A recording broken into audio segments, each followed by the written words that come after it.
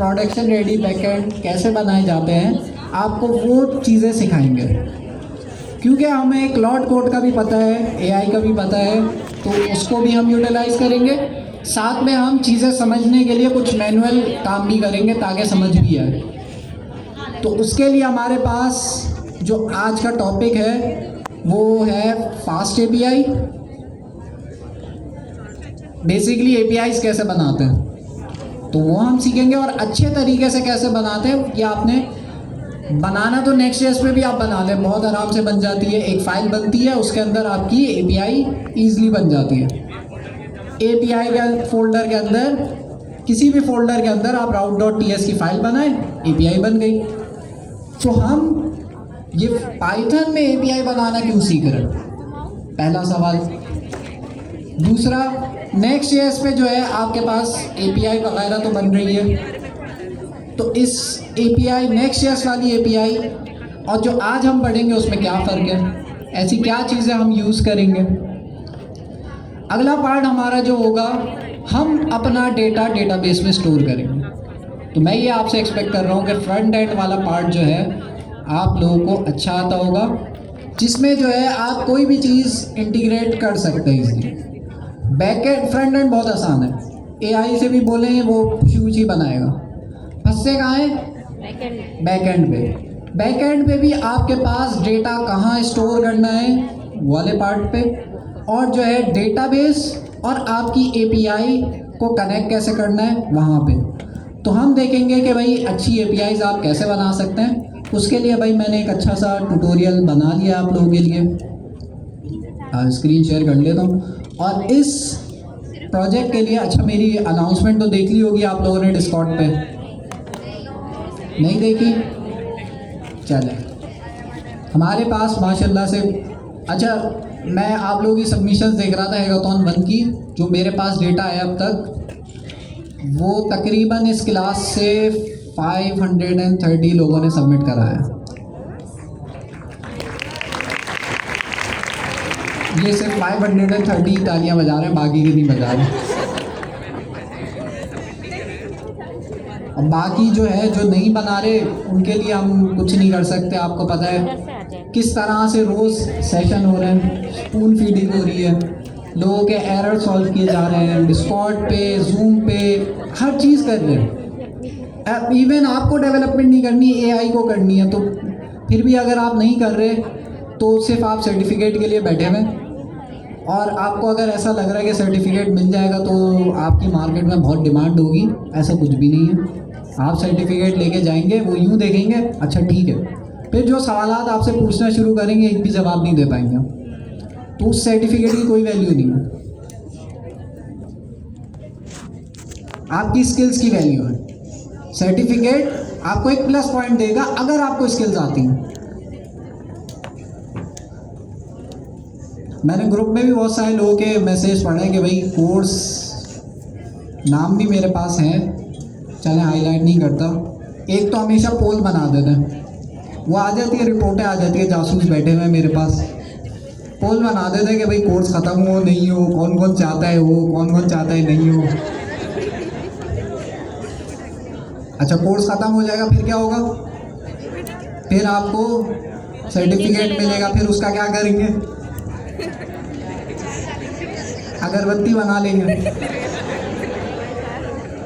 तो भाई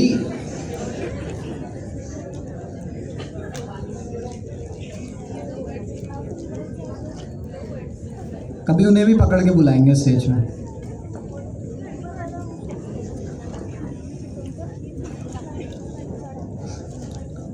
मैं ये 1 सेकंड स्टार्ट कर दूं। कुछ भी नहीं है भाई, आप लोगों को मैंने पहले भी बताया, ये आपके पास एक लास्ट चांस है चीज़ों को सीखने का, जिसमें आपकी मेहनत कम है। आपकी मेहनत सिर्फ इतनी है कि भाई जो एरर्स आ रहे हैं उनको सॉल्व कर दें, बाकी सब चीज़ें आपका जो है एआई बना के देगा आपको।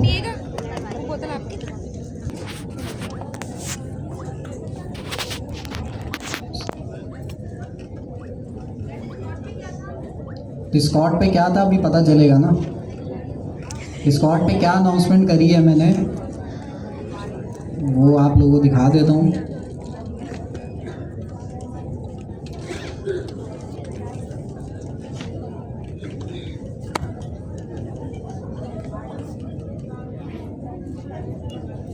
क्या हो गया? कौन गुदगुदियाँ कर रहा है? ये बिल्ली Q1 से अब बड़ी हो गई है। अच्छा, माशाल्लाह। बच्चे भी हो गए। ओके, तो क्या लिखा हुआ है भाई? आज हम डिस्कॉर्ड पे एक कमांड यूज़ करेंगे जिससे जो लोग हमारे पास रजिस्टर्ड स्टूडेंट है, क्योंकि उन्हीं को मैं जो है उन्हीं पे फोकस है मेरा, उन्हीं की ग्रूमिंग मैंने करनी है, उन्हीं की जिम्मेदारी ली हुई है मैंने। तो जो रजिस्टर्ड स्टूडेंट है उसमें मैं पिक की कमांड चलाऊँगा, तो उनमें से एक स्टूडेंट उठा लेंगे। अच्छा, वो स्टूडेंट का क्या होगा फिर? वो मेरे साथ पढ़ाएंगे आज। आए कुर्सी खाली है, मैंने सरफात को कहा आप छुट्टी करें आज। आज हमारे जो एलीट कोहार्ट मेंबर्स हैं उसमें से जो है हम लोग, ये हमारा जो बॉट है वो पिक करेगा। चलें, हम जो है जो हमारा ट्यूटोरियल है उसको माइलस्टोन्स पे लेके चलेंगे। हर माइलस्टोन के बाद जो है हम एक नए बंदे को बुलाएंगे, ठीक है? ऐसा नहीं है पूरी क्लास में एक ही बंदा बैठा हुआ है। हर एक माइलस्टोन के बाद वो आके करेंगे क्या, दूसरे जो भी यहाँ पर आएगा, जो भी मैं टॉपिक पढ़ाऊँगा पहले मैं कवर कराऊँगा, फिर वो रिवाइज़ करेंगे क्विकली, और फिर हो सकता है मैं कोई सवाल पूछ लूँ या आप लोग सवाल पूछ लें, ठीक है? तो उनको भी हम पढ़ाने का मौका देंगे। अच्छा जी, आते हैं भाई अपनी ड्राइंग की तरफ और समझते हैं कि भाई आज हम लोग अगले जो आपके हैकाथॉन हैं वो आपके कैसे बनेंगे, और जो इवन हर एप्लीकेशन के अंदर ये वाला पार्ट लाजमी होगा। आप लोगों को फ्रंट एंड बनाना आता है नेक्स्ट.js को यूज़ करते हुए, या किसी भी चीज़ पे फ्रंट एंड बनाना बहुत आसान है। इवन V0 को आप यूज़ करते हैं वो भी आपका फ्रंट एंड बना देता है, अच्छा डिज़ाइन भी हो जाता है। तो फ्रंट एंड हमारे लिए बनाना बहुत आसान है, उसके अंदर डिज़ाइनिंग आप ऐड कर देते हैं। बहुत सारे लोगों ने नेक्स्ट.js के हैकाथॉन्स भी बनाए हुए हैं। तो ये अब भाई आपका हो गया फ्रंट एंड। हम इस पे फोकस नहीं करेंगे। हो सकता है हम AI से बोल दें भाई फ्रंट एंड भी बना दो, लेकिन हमारा मेन फोकस ये नहीं है। हमारा मेन फोकस है डेटा स्टोर करना और उसको मैनेज करना। उसके लिए हमारे पास चाहिए हमें बैकएंड। फॉर एग्जांपल आपके पास एक वेबसाइट है youtube.com। youtube.com का जो डेटा है वो कहाँ पे स्टोर हुआ हुआ है? वो उनके प्लेटफॉर्म पे उनके डेटा सेंटर्स होंगे, उसके अंदर बहुत सारे सर्वर्स होंगे, वहाँ पे स्टोर हुआ है। तो डेटा जहाँ पे स्टोर होता है उसको हम कहते हैं डेटाबेस। बहुत बड़े बड़े उनके पास कंप्यूटर्स होंगे, उनके अंदर उनके डेटाबेसेस होंगे जिसके अंदर तमाम वीडियोस का डेटा आपके पास होगा। अच्छा, इतना सिंपल नहीं होगा, इसमें इन्होंने बहुत सारी चीज़ें ऐड करी हुई होंगी। मैं उसको सिंपल करके बता रहा हूँ, क्योंकि ज़ाहिर है वो एक website millions of users use कर रहे हैं, तो उसको स्केलेबिलिटी का भी ख्याल रखना है, सिक्योरिटी का भी ख्याल रखना है, तो उसमें 10 और चीज़ें हो सकती हैं। लेकिन हम इसको सिंपल रखते हैं कि डेटाबेस के अंदर हमारा क्या होगा, तमाम डेटा होगा। अब सवाल ये है कि भाई ये डेटा किस फॉर्म में होगा, जेसन। ये डेटा किस फॉर्म में होगा? जेसन। हमारे पास डिफरेंट तरह के डेटाबेसेस हैं। हम जो यूज़ करेंगे वो होंगे पोस्टग्रेस डेटाबेस, जिसको हम कहते हैं SQL डेटाबेसेस। ये भी कह सकते हैं, पोस्टग्रेस भी कह सकते हैं। और अच्छा, इसमें मेन कॉन्सेप्ट क्या होता है? इसमें जो डेटा स्टोर होता है वो होता है टेबल्स की फॉर्म में स्टोर। तो आप लोगों के लिए ये आसानी है कि आप लोगों ने देखा होगा एक्सेल शीट जैसे होती है ना, उसी तरह का टेबल आपके पोस्टग्रेस के डेटाबेस में भी होता है। वैसे डिफरेंट तरह के डेटाबेसेस होते हैं, लेकिन हम जिसकी बात कर रहे हैं वो है पोस्टग्रेस। तो पोस्टग्रेस हम डेटाबेस यूज़ करेंगे। इसके बहुत सारे एडवांटेजेस हैं और ये बहुत ज़्यादा स्केलेबल भी है, तो हमारे लिए ये अच्छा डेटाबेस है। अच्छा, तो एक काम करते हैं, अपनी एग्जांपल को ही लेके चलते हैं। हम जो है सपोज कर लेते हैं कि भाई ये आपके पास है GIAIC की वेबसाइट। फ्रंट एंड है जिसके अंदर GIAIC का सारा डेटा शो हो रहा होता है।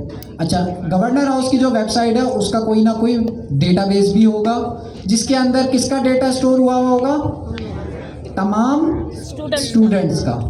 अब डेटाबेस के अंदर वो डेटा किस तरह से स्टोर हुआ होगा, वो हुआ होगा जैसा मैंने आपको बताया टेबल को टेबल की फॉर्म में। तो इस तरह का एक टेबल होगा,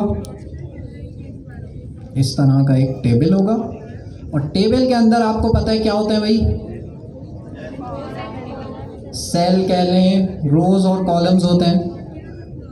तो कॉलम्स होते हैं आपके पास और रोज होती हैं। तो कॉलम्स और आपके पास रोज अभी ऐड कर देंगे।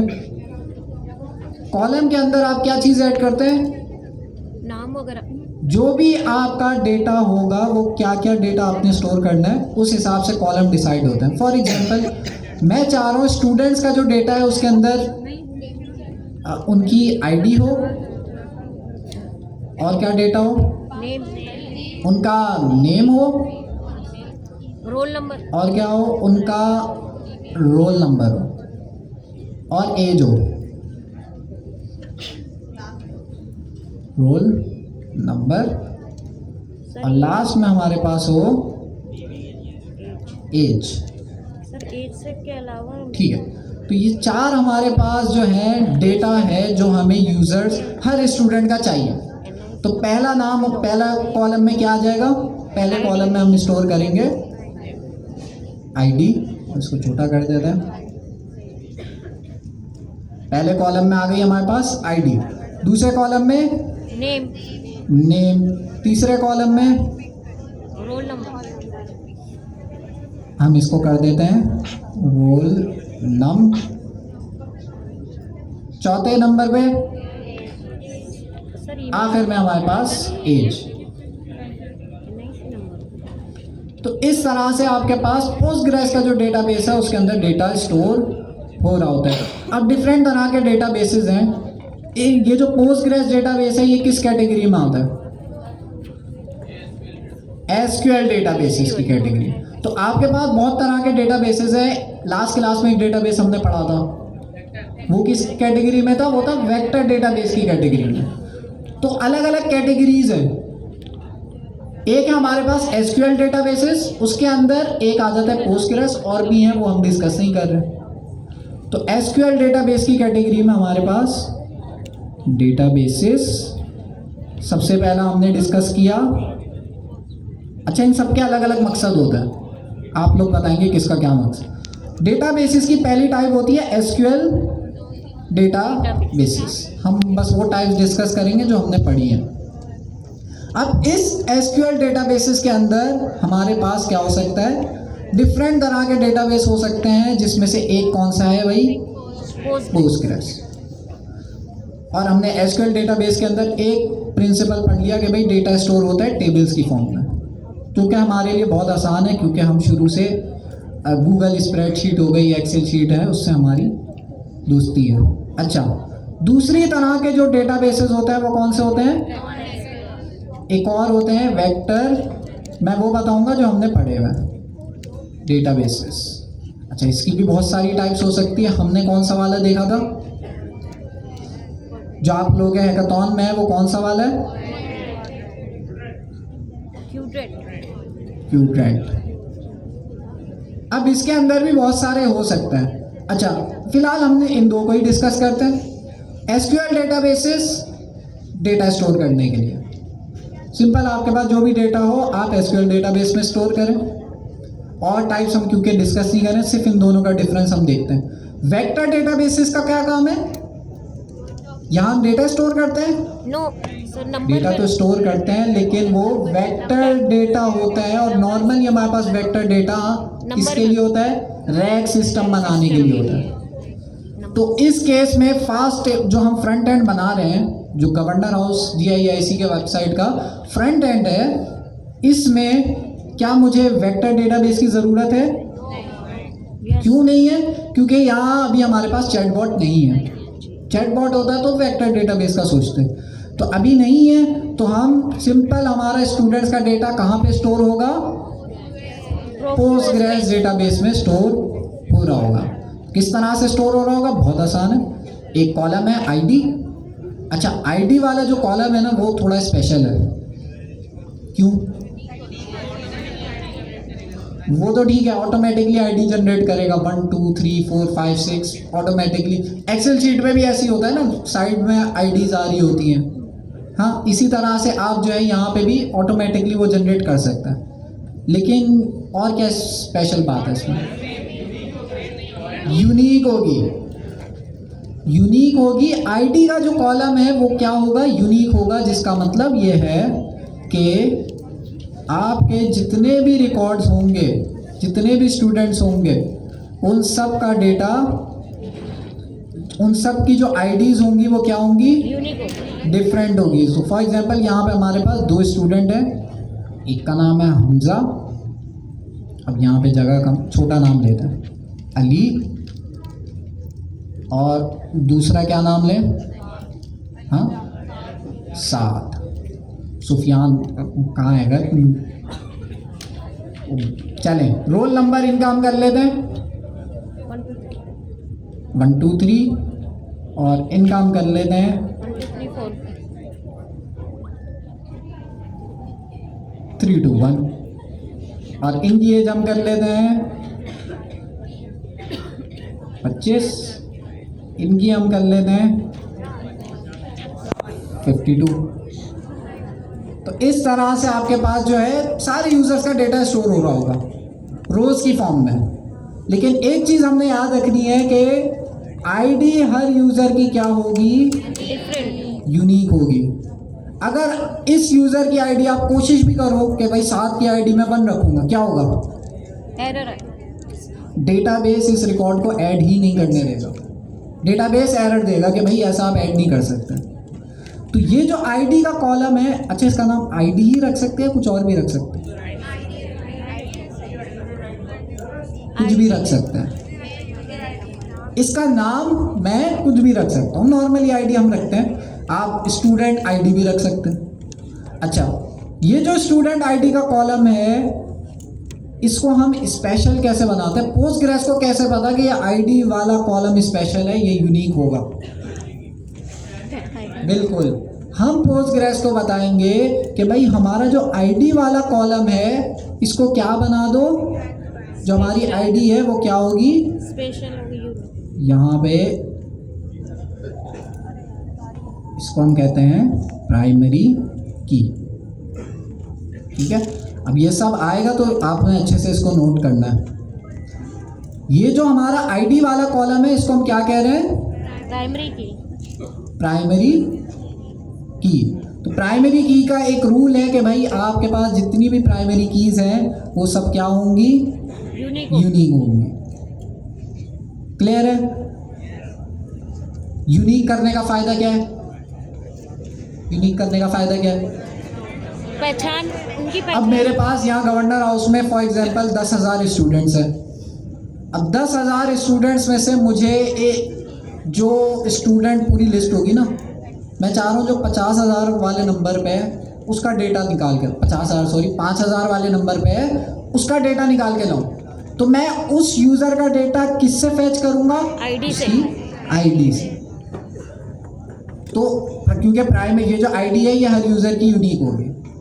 ठीक है, तो ये आपके पास जो है आईडी। अच्छा, आपके केस में क्या ऐसा हुआ है कि रोल नंबर जो है वो आप लोगों का सेम आ गया हो किसी का? हाँ, हुआ है सर। नहीं। सर हुआ है। अब इतने सारे स्टूडेंट्स हैं, हो सकता है भाई इतने सारे जब आप लोग रजिस्टर करा रहे हैं तो हो सकता है किसी का रोल नंबर क्या हो जाए? रिपीट हो जाए। तो उस केस में हम क्या ऐसी रिस्ट्रिक्शन लगाए कि डेटाबेस सेम रोल नंबर वाले स्टूडेंट्स को ऐड ही ना करे, एरर दे दे। तो रोल नंबर को भी हम क्या कर देंगे? प्राइमरी की कर देंगे। नहीं, क्यों भाई? हम चाह रहे हैं ना रोल नंबर भी है हो के भाई रोल नंबर यूनिक। एक टेबल पे एक प्राइमरी की होगी। ये हमारा एक टेबल है। अच्छा, इस टेबल का कुछ नाम भी होगा, हम रख देते हैं स्टूडेंट्स। अब टीचर्स का हो सकता है अलग टेबल हो, एडमिन का अलग टेबल हो, बैचेस का अलग टेबल हो, यहाँ पे हमारे पास ये स्टूडेंट्स का टेबल है। तो एक डेटाबेस के अंदर बहुत सारे टेबल्स हो सकते हैं। ये स्टूडेंट्स का टेबल है, तो भाई रोल नंबर हमें यूनिक रखना है, लेकिन अभी हमने एक रूल पढ़ा कि भाई प्राइमरी की एक टेबल में एक ही हो सकती है। तो अब ये रोल नंबर को कैसे हम क्या लगाएं इसके अंदर, हम लगा देंगे इसको डेटाबेस के अंदर, पोस्टग्रेस डेटाबेस के अंदर एक ऑप्शन होता है कि आप किसी कॉलम को क्या कर सकते हैं, यूनिक बना सकते हैं। वो एक प्रॉपर्टी होती है सिंपल सी, आप कहते हैं कि भाई रोल नंबर यूनिक हो बस। बाकी डेटाबेस में आप कोई भी अगर कोशिश करेगा सेम रोल नंबर डालने का 3 2 1, जैसे यहाँ पे 1 2 3 दोबारा आता है, डेटाबेस यहाँ पे एरर थ्रो कर देगा। क्यों? क्योंकि जब हम डेटाबेस बना रहे थे तो उस वक्त हमने बता दिया था रोल नंबर जो है वो यूनिक होना चाहिए।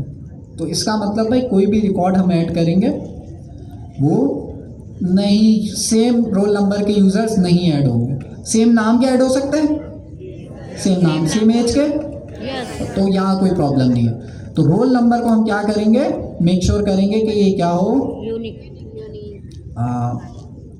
यूनिक हो। मैंने जो ट्यूटोरियल बनाया उसमें रोल नंबर नहीं होगा, लेकिन जो है उसका भी इम्प्लीमेंट करना कोई बड़ी चीज़ नहीं है, देख लेंगे हम। तो इसको सिंपली हम क्या कर देंगे, यूनिक, रोल नंबर को यूनिक कर देंगे और कोई मुश्किल चीज़ नहीं है। ओके, अब सवाल, तो ये भाई अभी तक हमारा डिस्कशन हुई है कि फ्रंट एंड होता है। आपका किसी भी वेबसाइट में आपका डेटा किसी ना किसी फॉर्म में स्टोर हो रहा होता है। तो हमारा जो गवर्नर हाउस आप लोगों ने जब रजिस्टर कराया था तो आप लोगों का जो डेटा स्टोर हुआ था वो गवर्नर हाउस के डेटाबेस में हुआ था, ठीक है। और इसकी क्या क्या प्रॉपर्टीज़ हैं वो यहाँ पे हमने डिस्कस करी है। सवाल? बिल्कुल बिल्कुल, बहुत अच्छा सवाल है इनका। ये सवाल है कि भाई हमने सैनिटी पढ़ा था, तो भाई ये डेटाबेस को निकालें, यहाँ सैनिटी लगा दें, क्या मसला है। वो नेक्स्ट ईयर के अंदर सैनिटी पढ़ा था ना, हेडलेस सीएम, वहाँ पे भी तो यही हो रहा था। फिर क्यों डेटाबेसेस की ज़रूरत पड़ रही है? याद रखें, डेटाबेसेस का काम है डेटा स्टोर करना। सैनिटी या सैनिटी जैसे जितने प्लेटफॉर्म है उनका काम है वेबसाइट का कंटेंट स्टोर करना। इसको आसान करने के लिए आप ये समझे, वेबसाइट का वो कंटेंट जो रेयरली चेंज होता है, जैसे आपकी वेबसाइट में हीरो सेक्शन है, वो बहुत कम चेंज होता है ना। आपकी वेबसाइट में आप कोई ब्लॉग डालते हैं तो उसको चेंज करते हैं? नहीं करते, एक दफ़ा डाल दिया बस वो रहता है। तो ऐसा कंटेंट जो बहुत कम चेंज होता हो और वेबसाइट के अंदर शो हो रहा हो, उसको हम सैनिटी में स्टोर करेंगे। ये होता है स्टैटिक कंटेंट जो बहुत कम चेंज होता है। एक होता है हमारे पास डायनेमिक कंटेंट, जैसे स्टूडेंट्स का डेटा, ये डायनेमिक है भाई, आप लोगों का डेटा स्टोर होता है, आप लोगों के time to time batches update होते रहते हैं, कोई ड्रॉप आउट हो रहा है, तो इस तरह का डेटा जो होता है वो डायनेमिक होता है। ये बहुत ज़्यादा फ्रीक्वेंटली चेंज होता है। जो जितना भी हमारे पास डायनेमिक डेटा होता है वो हम डेटा बेसिस में स्टोर करते हैं।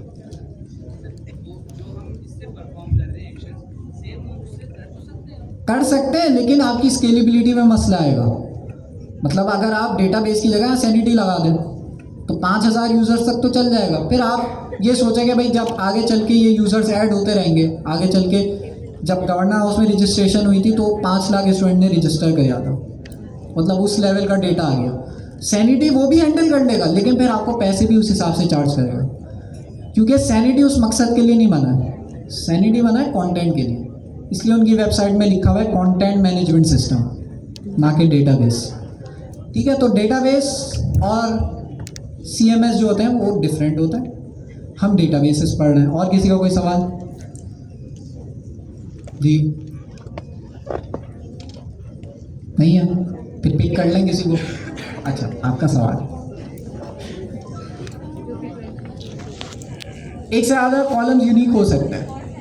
अच्छा, एक सवाल है मेरा, क्या मुझे जो प्राइमरी की है इसको यूनिक भी तो करना है, अब प्राइमरी की भी बनानी है, तो क्या मैं दोनों लगाऊंगा यहाँ पे कि भाई प्राइमरी की भी कर दो इसको और यूनिक भी कर दो?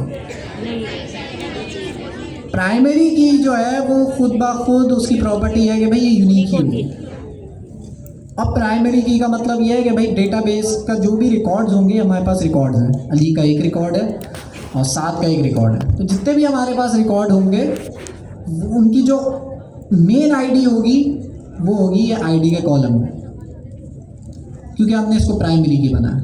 अगर मुझे इसमें से कोई डेटा डिलीट करना हो, मुझे साद को डिलीट करना है, मैं क्या नाम से डिलीट करूँगा?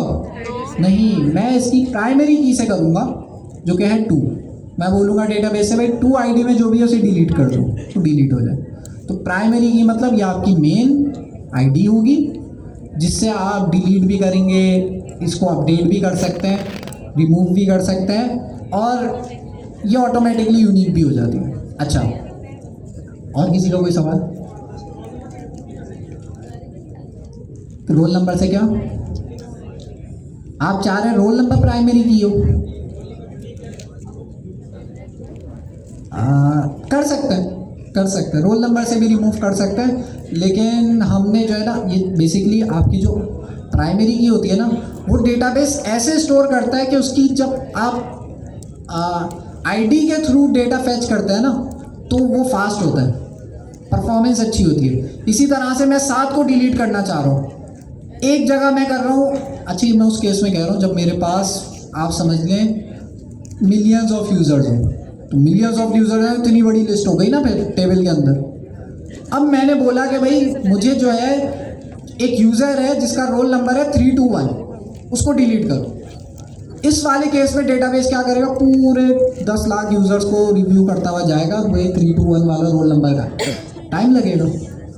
जबकि रोल नंबर अगर आप बोले कि भाई जो भी यूज़र जिसकी आईडी 2 है उसको डिलीट कर दो, वो फ़ौरन ढूंढ लेगा, उसके अंदर एल्गोरिथम्स लगे होते हैं एफिशिएंटली, वो जो है आईडी को जल्दी ढूंढ लेता है।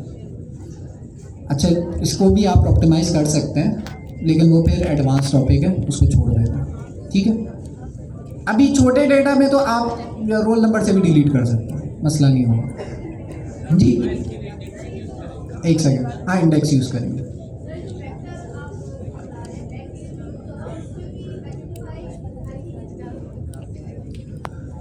नहीं, उसमें आईडीज़ नहीं होंगी, उसके अंदर जो है आपका जो डेटा है वो इटसेल्फ आप समझ लें ऐसा वेक्टर में कन्वर्ट हो रहा है, उसमें आईडी का कॉन्सेप्ट ही नहीं है। उसमें जो आईडी होती किस लिए, आईडी होती किस लिए, हाँ आईडी क्यों बनाई है, ताकि हम किसी एक यूज़र को ऐड कर सकें, रिमूव कर सकें या उसी यूज़र को डिलीट कर सकें। रैक सिस्टम में ऐसा होता है नहीं। रैक सिस्टम में क्या होता है कि हम जो है जो भी अपना टेक्स्ट देते हैं वो चेक करता है कि भाई इस टेक्स्ट के जैसे कोई वेक्टर्स मौजूद है, वो बस उठा के ले आता है उसके जैसे, तो उसमें आईडी की ज़रूरत नहीं है। वो आपका डेटा सारा नंबर्स में स्टोर हुआ हुआ होता है, तो उसका मकसद अलग है, इसका मकसद अलग है। और किसी का कोई सवाल? चलें आगे बढ़ते हैं। अब ये डेटा मैं चाह रहा हूँ भाई GIAIC के फ्रंट एंड की जो वेबसाइट है इस पे शो हो, तो क्या करूँगा मैं, एक सेकंड यार, हाँ, तो मैं डेटाबेस को किससे कनेक्ट कर दूंगा, फ्रंट एंड से कनेक्ट कर दूंगा, ठीक है, सही है? नहीं, अगर मैंने ये गलती करी तो क्या मसला हो सकता है, सिक्योरिटी का मसला हो सकता है। फ्रंट एंड कौन यूज़ कर रहा है आपका, नॉर्मल यूजर्स भी यूज़ कर सकते हो सकता है हैकर्स भी यूज़ कर रहे हो। अगर मैंने फ्रंट एंड और डेटाबेस को डायरेक्ट कनेक्ट कर लिया तो इसका मतलब ये है कि भाई सिक्योरिटी नहीं है बीच में, हैकर जो है डायरेक्ट डेटाबेस में अटैक कर सकता है। अव्वल तो डेटाबेस अलाउ ही नहीं करता, आप कर ही नहीं सकते फ्रंट एंड से डायरेक्ट कनेक्ट, लेकिन इन केस अगर आप चाह भी रहे हो करना तो ये इसलिए मना है कि भाई अगर आपने फ्रंट एंड से डेटाबेस को कनेक्ट कर दिया तो सिक्योरिटी ब्रीच हो जाएगी ना, हैकर को डायरेक्ट एक्सेस मिल जाएगा कि वो डायरेक्ट डेटाबेस पे अटैक करे, तो सिक्योरिटी नहीं है बीच में। तो क्या करें भाई, मुझे अपने फ्रंट एंड पे डेटा शो कराना है, यहाँ पे कितने यूज़र है, साद और अली है, मैं चाह रहा हूँ भाई इनके हमारे स्टूडेंट ऑफ द मंथ के नाम में ये दोनों आए, तो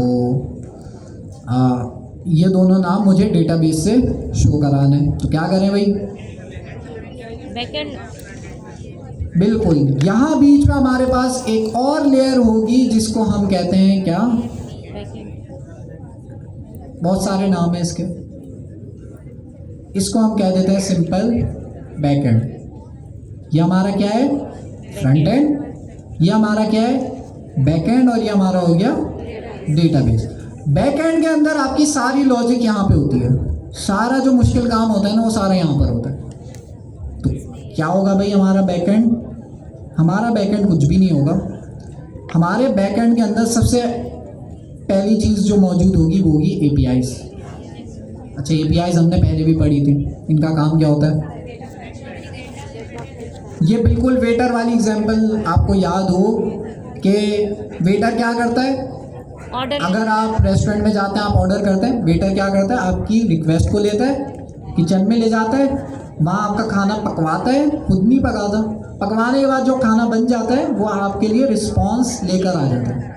तो एपीआईज भी यही कर रही हैं कि भाई आपकी जो फ्रंट एंड से अगर मैं स्टूडेंट ऑफ द मंथ के नाम मंगवा रहा हूँ अली और साद के, तो ये एपीआई जाएगी, यहाँ से रिक्वेस्ट लेगी, बैक एंड पे जाएगी। बैक एंड क्या करेगा? बैक एंड बोलेगा भाई ये जो डेटा है साद और अली का, ये आपको डेटाबेस से मिलेगा। तो डेटाबेस से यहाँ से क्यूरी भेजेगा, यहाँ से वो डेटा उठाएगा और डेटा जो है आपके पास एपीआईज किसको वापस ले जाके दे देगी? फ्रंट एंड को ले देगी। तो ये आपका एक फ्लो होता है एपीआई का, अभी बनाएंगे, यही तो बनाना सीखना है। तो ये हमारा एक फ्लो होगा। अच्छा, यहीं पे आपकी एपीआईज में भी सिक्योरिटी इंप्लीमेंट होगी। तो बीच में अगर हैकर कोशिश भी करता है, आपके हैकर को क्या चाहिए? डेटा। हैकर को तो डेटा चाहिए ना, तो किसी भी तरह लेने की कोशिश करेगा। हो सकता है आपका बैकएंड क्रैश करे, क्रैश कर दिया तो आपकी सिक्योरिटी फिर ख़त्म ना, फिर डेटाबेस एक्सेस करे, ये भी पॉसिबल है। आपकी वेबसाइट पे इतना ट्रैफिक भेजते हैं कि आपका बैकएंड ही क्रैश हो जाता है। क्रैश हो गया तो फिर सिक्योरिटी डाउन, आप फिर हैकर अटैक करता है। तो हाँ, इसको हम कहते हैं डीडॉस अटैक। क्या करता है भाई हैकर? क्या करता है? 200 मिलियन बॉट्स आपकी वेबसाइट पे भेज देता है। तो वो आ गई बुराई अगर आप पे, तो उसकी सिक्योरिटी आपने इम्प्लीमेंट करनी होती है। कहाँ पे इम्प्लीमेंट करते हैं आप? यहीं पे आप सिक्योरिटी वगैरह बैकएंड के अंदर इम्प्लीमेंट कर रहे होते हैं। वर्सल की अच्छी बात है कि भाई आपके पास ये ऑटोमेटिकली सिक्योरिटी वगैरह देख रहा होता है, लेकिन फिर भी वर्सल को भी किसी ने चकमा दे दिया तो हो गया। तो जितना भी हमारा बैकएंड है उसमें हमने सारे कोर लॉजिक इसमें करनी है। अच्छा, तो ये हमारा पूरा फ्लो होगा कि फ्रंट एंड से अगर मुझे अली और साद का डेटा फैच कराना है तो मैं किस तरह से कराऊंगा? मैं फ्रंट एंड पे एक रिक्वेस्ट, फ्रंट एंड से एक रिक्वेस्ट भेजूंगा, किसको? एपीआई। बैक एंड को। बैकएंड। ये जो रिक्वेस्ट जा रही है इसको हम कहते ही क्या है? रिक्वेस्ट। किस चीज़ की रिक्वेस्ट जा रही है? नाम। स्टूडेंट्स के जो नाम है उनकी रिक्वेस्ट जा रही है, तो ये रिक्वेस्ट जाएगी। अच्छा, हमारा बैकएंड किसके साथ कनेक्टेड होगा? हमारा बैकएंड जो है वो डेटाबेस के साथ कनेक्टेड होगा।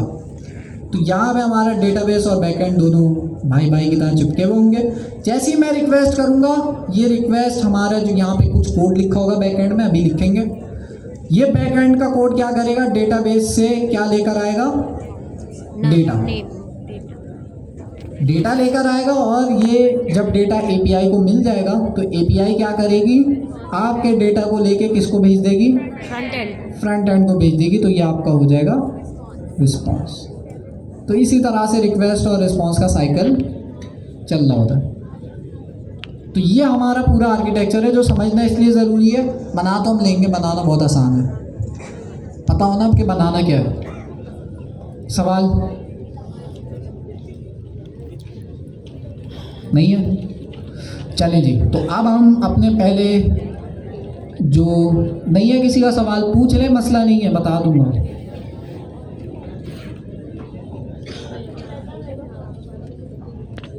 जी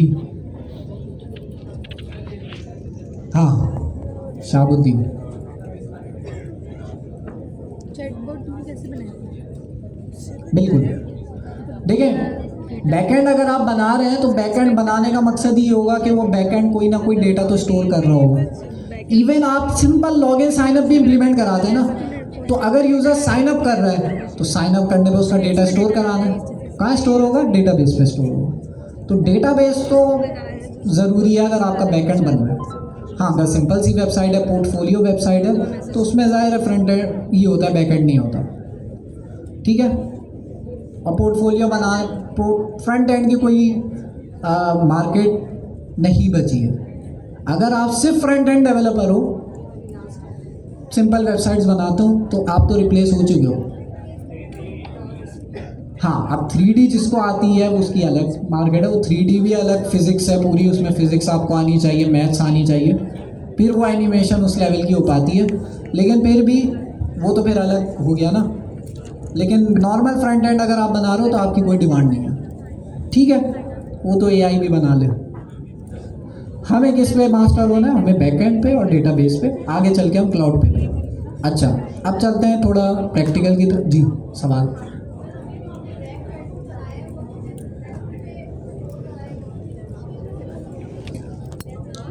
जो हमने चैटबॉट बनाया है वो उसका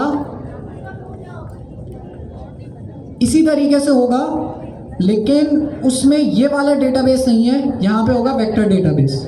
और वो डेटाबेस क्या कर रहा होगा? कुछ नहीं। यहाँ पे रिक्वेस्ट में आपके पास क्या आ रहा होगा? अच्छा, इनका सवाल ये था भाई, रैक सिस्टम जब हम बना रहे हैं उसमें भी यही फ्लो होगा, तो वो मैंने लास्ट क्लास में भी बताया था, इसी तरह का फ्लो होगा कि आपका फ्रंट एंड होगा, वो रिक्वेस्ट भेजेगा चैट किट को यूज़ करते हुए, आपका ये बैक एंड है, एजेंट जो है ना ये बैक एंड के अंदर है। ठीक है। और इस पे रिक्वेस्ट जो आ रही है वो चैट किट ला रहा है, और चैट किट ने अपनी APIs बनाई हुई, तो API यहाँ पर भी है। तो ये एजेंट आपका बैकएंड हो गया, डेटाबेस ये रहा आपका, वही काम हो रहा है एज इट इज़। बीच में ज़ाहिर है आपका LLM भी होगा, क्योंकि रैक सिस्टम में LLM तो चाहिए। ठीक है। यहाँ पे हमारे सिंपल एप्लीकेशन है, यहाँ LLM नहीं है, तो उसी तरह का फ्लो। अच्छा, तो हम एक अच्छे स्टूडेंट को बुला लेते हैं। उसके लिए मैं आता हूँ भाई अपनी, और यहाँ पे मैं चलता हूँ, किसी को पिक करते हैं और जो है उनसे फिर हम जो है साथ साथ लकी ड्रॉ में किसका नाम निकलेगा? दुद्दू दुद्दू। ज़्यादा लिखती हूँ, समझ आते हैं। बरीका अनवर।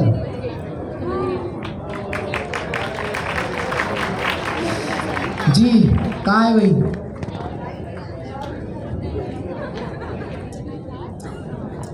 ये आ जाए।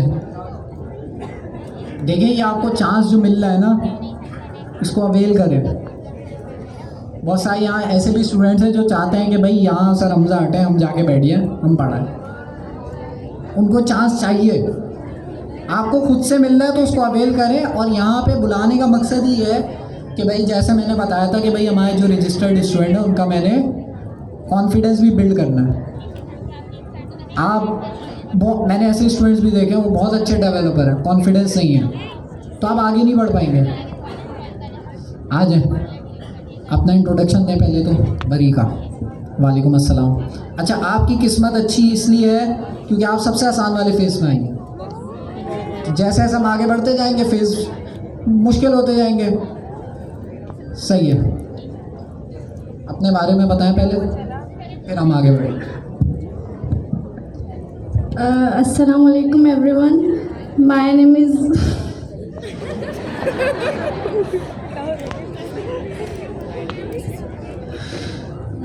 Barica Anwar and I was a medical student. मैंने अपना BSc कराची यूनिवर्सिटी से किया था और मेरा कोई कंप्यूटिंग बैकग्राउंड नहीं है, तो मैंने बस GIIC ज्वाइन किया था 2024 में और बस अब मैं यहाँ हूँ।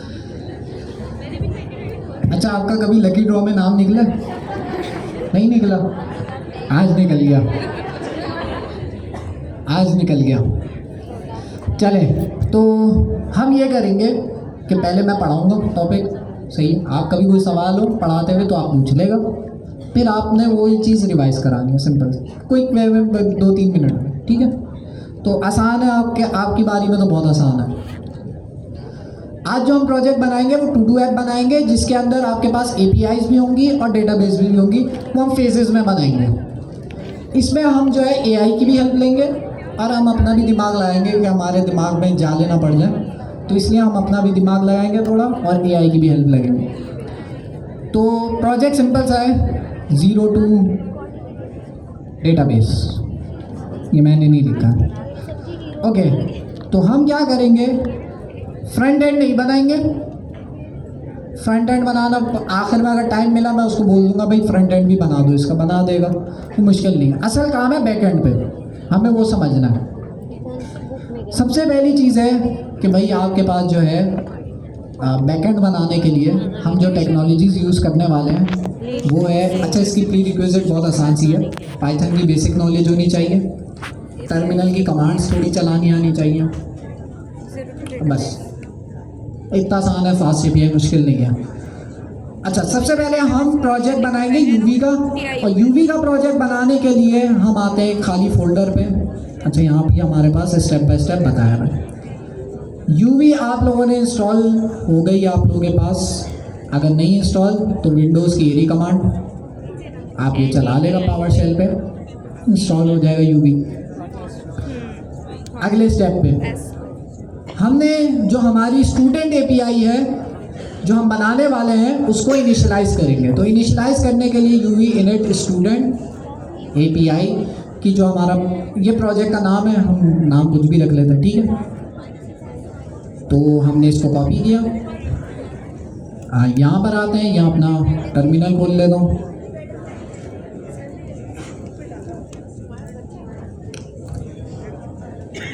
अच्छा, टर्मिनल खोल लेते हैं।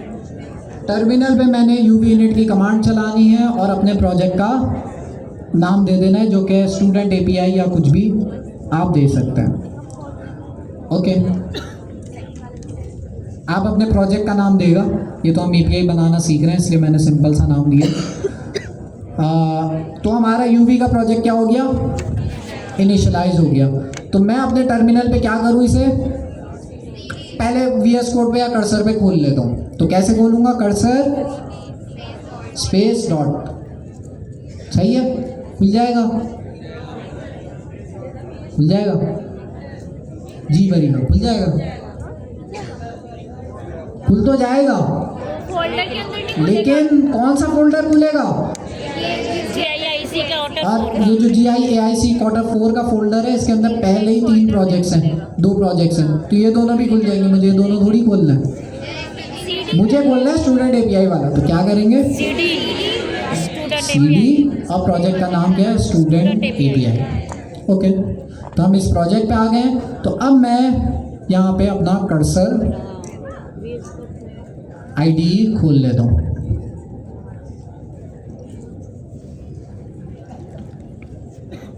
अच्छा, जब तक ये खुल रहा है हम आते हैं अपने आगे वाले स्टेप्स पे।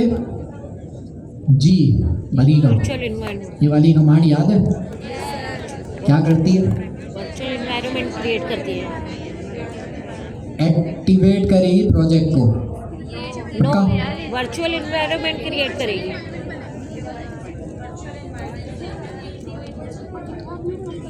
बिल्कुल, वर्चुअल एनवायरनमेंट को एक्टिवेट नहीं करेगी, वर्चुअल एनवायरनमेंट को क्रिएट करेगी, क्रिएट करेगी। ये तो मैंने फंसाने के लिए लिखा हुआ था कल। तो वर्चुअल एनवायरनमेंट बनाने के लिए हमें जो है ये कमांड चलानी होती है, और वर्चुअल एनवायरनमेंट के अंदर क्योंकि हमारे सारे पैकेजेस इंस्टॉल होंगे तो इसलिए जो है, यार इसका मैं क्या करूँ, VS कोड पे खोल ले, एक सेकंड, कैसे हटता है वो, जूम का वो आ जाता है ना ऊपर।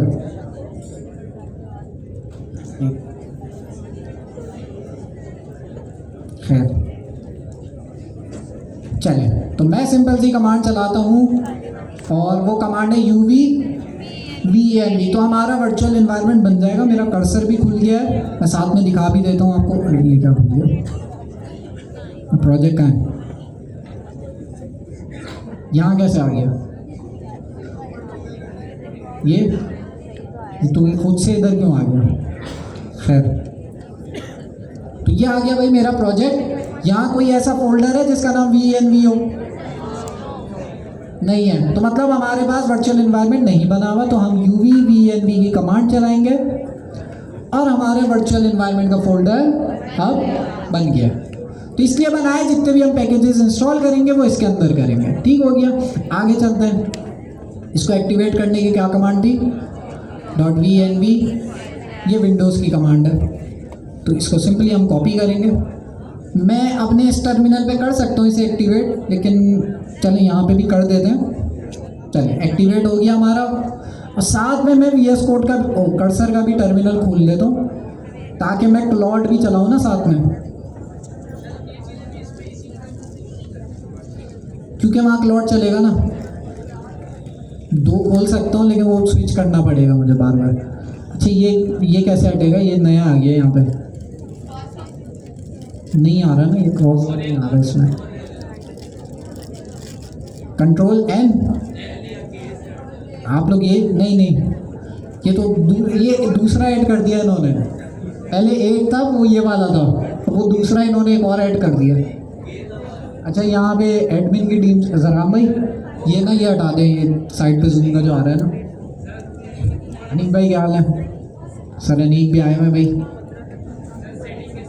अच्छा, तो ये इन्होंने नया ऐड कर लिया, वैसी जगह कम है। अब ये कैसे हटेगा? कंट्रोल K से तो वो खुल जाता है। नहीं, बरीका कैसे हटेगा ये?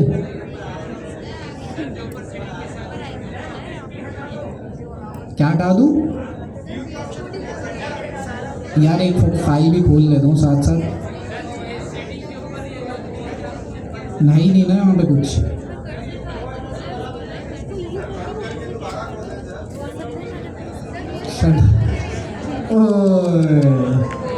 हट गया भैया, हट गया। चलें, सर कैसे हटा? वैसे इतना छोटा सा इन्वायरमेंट है, उसमें 10 चीज़ें घुसा दी हैं। क्लॉड ठीक है, अपना अलग टर्मिनल पे चलता है। तो ठीक है, तो वर्चुअल इन्वायरमेंट हमारा बन गया है। यहाँ मैं कर्सर पे भी अपना टर्मिनल खोल लेता हूँ ताकि हम जो है जितनी भी कमांड्स हैं वो इस वाले टर्मिनल पे चलाएं। और ये जो हमारा टर्मिनल है, यहाँ हम क्लॉड स्टार्ट कर देंगे। अभी नहीं कर रहे, अभी अगले स्टेप्स की तरफ चलते हैं। तो ये हमारा प्रोजेक्ट इनिशियलाइज हो गया है, एक्टिवेट हो गया है। हम क्या पढ़ने वाले हैं? अच्छा, ये प्रोजेक्ट स्ट्रक्चर है और ये सब ठीक है। वेरीफाई करना है पाइथन का UV का वर्जन, वो आप कर सकते हैं, वो भी लिखा हुआ है। तो पहला चेक पॉइंट यहाँ पे कंप्लीट हो गया, तो इसलिए आप बच गई। आसान वाला आपका आया था। अब अगले में फास्ट API। अच्छा, क्विकली जो है ना इसे रिवाइज करें, फिर जो है हम पे दूसरे बंदे को बुलाएंगे। नहीं, मुझे ये चेक करना आपको आया नहीं आया। चलें,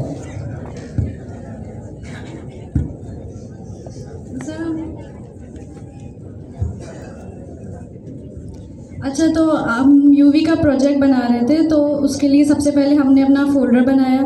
उसके अंदर हमने CMD की कमांड चला के अपना टर्मिनल ओपन किया। फिर उसमें हमने UV इंस्टॉल किया ताकि अपना हमारा वर्चुअल एनवायरनमेंट क्रिएट हो। तो जो भी हम पैकेजेस इंस्टॉल करेंगे तो वो उसके अंदर रहेंगे। फिर UV को इंस्टॉल करने के बाद हम उसको एक्टिवेट करते हैं उसकी कमांड चला के, और हमारा वर्चुअल एनवायरनमेंट एक्टिवेट हो जाता है। उसके बाद बस फिर वर्जन्स वगैरह देखने हैं आपको पाइथन की, और बस इतना आसान था। सही है, चलें, थैंक यू। तालियां बजाते हैं। मैं ये चाहती बोलती मैं नहीं आई, आज बैठी रहती अपनी जगह पे, लेकिन आई बड़ी बात है। वरना एक तो हमारी क्लास में एक शख्स है, वो नहीं आया आज तक। क्या नाम था? आसिफ खान। नहीं, अब्दुल्ला आज तक नहीं आया। नहीं, वो आज तक नज़रों में नहीं आया। तो भाई पहला चेक पॉइंट हो गया, UV का प्रोजेक्ट इनिशियलाइज करना हो गया। अगला जो हमारा जो है चेक पॉइंट, उसमें जो है हमने ये फास्ट API स्टार्ट करना है। तो उसके लिए मैं अब दोबारा नाम आ गया, तो आप बहुत लकी हैं। तो हम दूसरे जो स्टूडेंट है उनको बुलाते हैं। अस्मा इकरा, ये कितने लोग हैं? देखिए, लड़कियों ने ज़्यादा रजिस्टर कराया है इसलिए। चले, अस्मा इकरा कौन है? दो हैं, एक है? देख लें, ये चांस नहीं मिलेगा दोबारा। मैं तो किसी और को बुला लूँगा। लेकिन आपको ये चांस नहीं मिलेगा फिर दोबारा। फिर आपको रात को नींद भी नहीं आएगी कि यार काश मैं चली जाती। आज सब मेरी तारीफ़ें कर रहे होते, क्या पढ़ाया है। तो पढ़ाने का बहुत आसान सा रूल है, स्लो बोलो, बस स्लो बोलो, आपका 50% हो गया। और तेज़ बोलो, ऐसा नहीं बस। अच्छा नहीं आ रही है,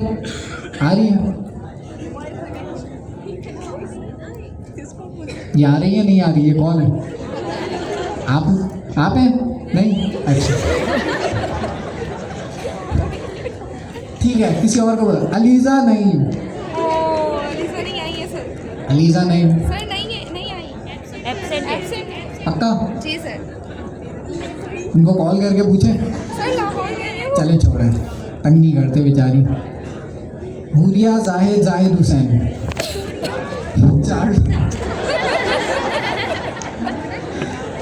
अब कौन है? अच्छा ये आ रही है भैया, ज़बरदस्त। इनसे हम पूछेंगे ये नाम के पीछे क्या लॉजिक।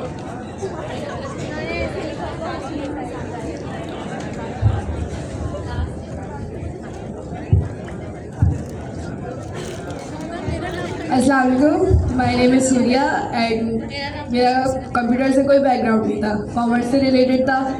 अब सडनली जब GIIC में हुआ तो स्टार्ट हुआ। इसके साथ साथ मैं टीचिंग करती हूँ, तो जब कंप्यूटर में बैकग्राउंड में आ गई तो फिर मैंने कंप्यूटर को ही टीचिंग की फील्ड में भी ले लिया। सो अब करेंटली मैं मैट्रिक तक कंप्यूटर की क्लासेस ले रही हूँ। ज़बरदस्त। तो आज आपको मौका मिल गया कि आपने जितनी क्लासों को पढ़ाया है उसकी ट्रिपल क्लास को पढ़ाने का, सबको मिला के। तो अच्छा इस नाम के पीछे क्या कहानी है? ये फर्स्ट नेम आपने पहले हुरिया जाहिद लिखा, फिर सेकंड नेम जाहिद हुसैन। अच्छा, तो मतलब आपका नाम है हुरिया जाहिद हुसैन, ठीक है। चलें, तो अब जो हमारा अगला चेक पॉइंट है उसके अंदर हमने फास्ट API का एक सिंपल सा प्रोजेक्ट बनाना है और API बनानी है, और वो हम बगैर AI के बनाएंगे। पहली बारी है ना, थोड़ा हम सीख भी लें। तो उसके लिए मुझे फास्ट API का एक पैकेज है, ये रहो, UV ऐड फास्ट API, और ये स्टैंडर्ड आपने ब्रैकेट में लिख लेना है। इससे क्या होगा, आपके पास जो भी सिर्फ फास्ट API नहीं इंस्टॉल होगा, 2-3 और पैकेजेस इंस्टॉल होंगे इंपॉर्टेंट। वो कौन से हैं? वो ये 3 हैं, फास्ट API, यूबीकॉन और पाइडेंटिक। क्या डेफिनेशंस लिखी हुई हैं यहाँ पे? Data validation. फास्ट API है API बनाने के लिए, उस API को चलाने के लिए कौन है? यूबीकॉन। और ये तीसरे नंबर पे पाइडेंटिक, ये किस लिए? Data validation. ये वैलिडेशन के लिए कि भाई कोई अगर नाम दे रहा है तो नाम की जगह पे अपनी एज ना दे दे, या कोई अपनी ईमेल दे रहा है तो ईमेल सही फॉर्म में दे, तो वैलिडेशन के लिए पाइडेंटिक है। जैसे जॉड था आपका नेक्सियस में, ठीक है। फ्रंट एंड में बनाना हुआ हम बना लेंगे, AI से बोलेंगे इसका फ्रंट एंड बना लो। हम बैक एंड बनाना सीख रहे हैं। जब आप बैकएंड तैयार हो जाएगा, हम उस बैकएंड को मोबाइल एप्लीकेशन के साथ भी कनेक्ट कर सकते हैं, उसी बैकएंड को अपनी वेबसाइट के साथ भी कनेक्ट कर सकते हैं, किसी भी एप्लीकेशन के साथ कनेक्ट कर सकते हैं। API बनाने का यही फ़ायदा है कि आप फ्रंट एंड पे कुछ भी यूज़ करें, स्मार्ट वॉच होती हैं उनके साथ भी आप कनेक्ट कर सकते हैं अगर आपको उसकी प्रोग्रामिंग आती है। तो ये वाली चीज़, तो ये इसके साथ 3 पैकेजेस इंस्टॉल होता है। किसी का सवाल नहीं है? चलिए, अब आप ये वेरीफाई कर सकते हैं कि भाई इंस्टॉल हुआ है नहीं हुआ। ये आप CMD पे कमांड चलाएं तो आपको ये बता देगा फास्ट API इंस्टॉल हुआ है या नहीं हुआ, और उसका वर्जन भी बता देगा। तो हम क्या करते हैं, हम पहले स्टेप में इसको इंस्टॉल कर देते हैं। और इंस्टॉल करने के लिए मैं आता हूँ अपने कर्सर पे, टर्मिनल पे, सिंपल कमांड चलाता हूँ UV add fast API standard. तो इसमें स्टैंडर्ड वाले वर्जन में जितनी भी इंपॉर्टेंट चीज़ें हैं वो हमारे पास इंस्टॉल हो जाएगी।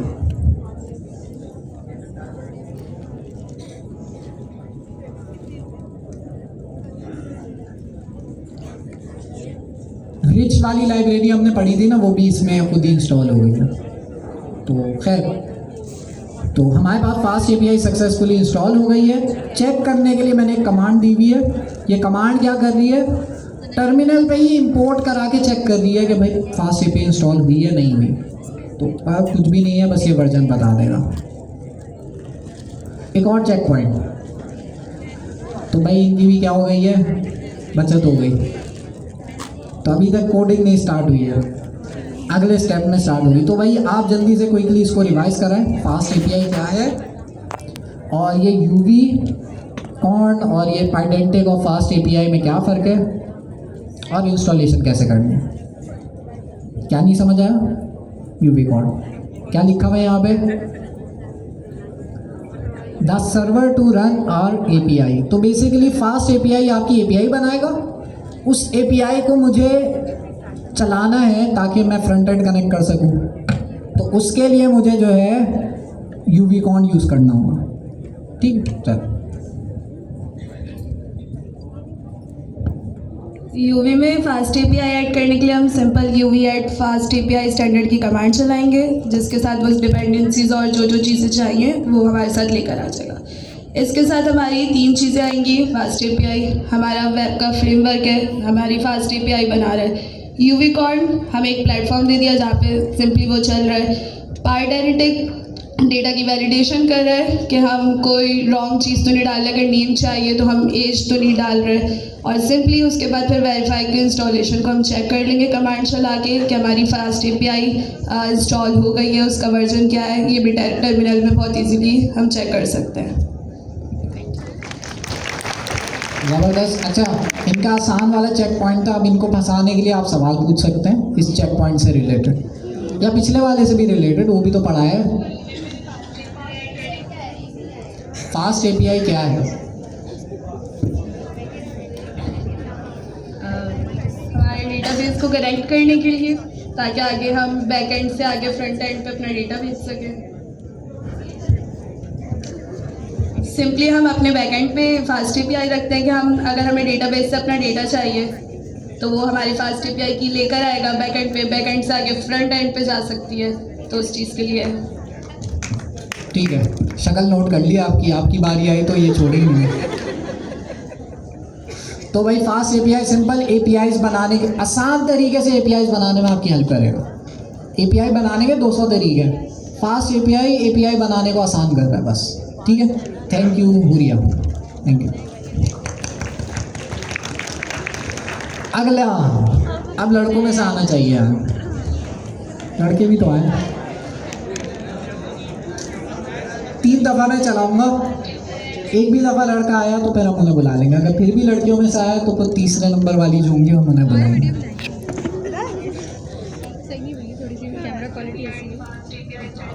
आमशा, आमश सॉरी, आमश खालिद। तो ये बच गई, बच गई। बिल्किस, ये भी बच गई। अच्छा, ये आमश खालिद, अब मुझे नहीं पता लड़कियों में नाम है या लड़कों में, यूनिक नाम है।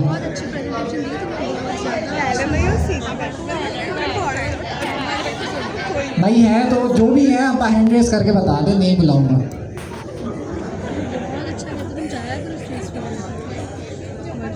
लड़कियों में हुई तो नहीं बुलाऊंगा।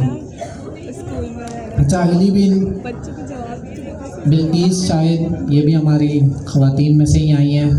लड़के क्यों नहीं आ रहे? क्या क्या किया है आप लोगों ने? अफीफ़ा, ये बॉट में है, मैंने कुछ नहीं किया।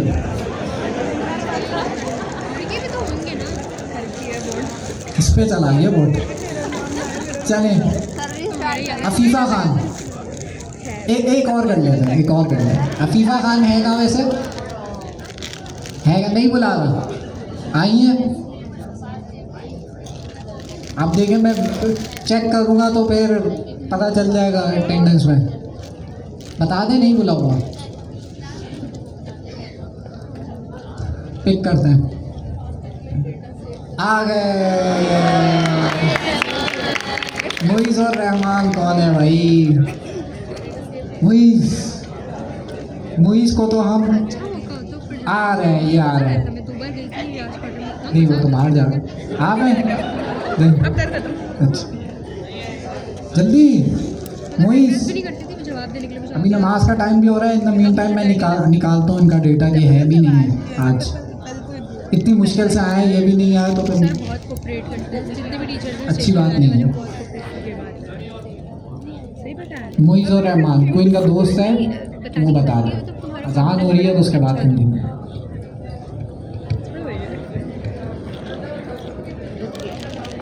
टीचिंग करने से कॉन्फिडेंस आया